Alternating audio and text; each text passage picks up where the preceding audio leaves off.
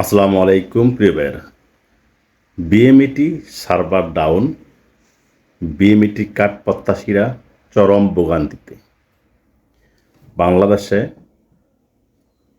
BMET card পেতে IP attested online হলে 3 দিনের মধ্যে বিএমইটি কার্ড পেয়ে যেতাম এবং কি প্রবাসীদের দিয়ে দিতে পারতাম।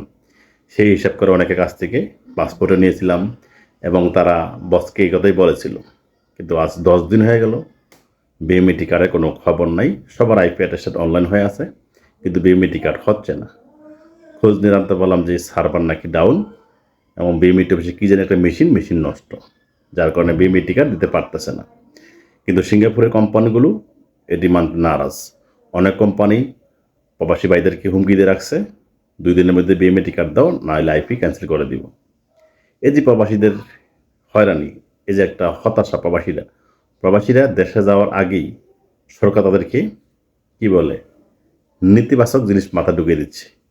তার প্রতি কী বলবো আর, ঘৃণা জন্মাই দিচ্ছে যে কি কি দেশে বাস করি, দেশে বসে তারা ঘৃণা জন্ম নিয়েই সিঙ্গাপুরে প্রবাসে যাচ্ছে। এর জন্য দায়ী কে? কর্তৃপক্ষ, সরকার দায়ী। তারা সামান্য একটা বিএমইটি কার্ডের সেবা ঠিক মতো দিতে পারে না। 2 দিন পর এই সমস্যা সেই সমস্যা।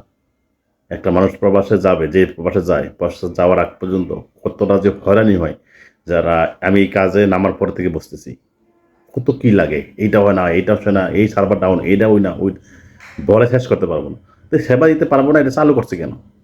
যেই জিনিসটা আমি দিতে পারবো না, সেই নিয়মটা আমি কেন চালু করবো? এটা আমার মাথা ঢুকে না। এটা বাতিল করে দেওয়া হোক, দরকার নেই। বিএমইটি কার্ড তো কোনো কাজেই লাগে না বিদেশে গেলে, খালি দেশে বাংলাদেশে এয়ারপোর্টে দেখে একটু। আর সারা বাংলা বিশ্বে ঘুরি, কোথাও বিএমইটি কার্ড লাগেই না। যেটা অপ্রয়োজনীয় একটা জিনিসের জন্য এভাবে হরানি ভোগান্তি, আমি জানি না কেন করতেছে সরকার। আমি কর্তৃপক্ষের টিকিট ওকে আবেদন করি, এই বিএমইটি কার্ডের হরানি দ্রুত সমাধান করা হোক।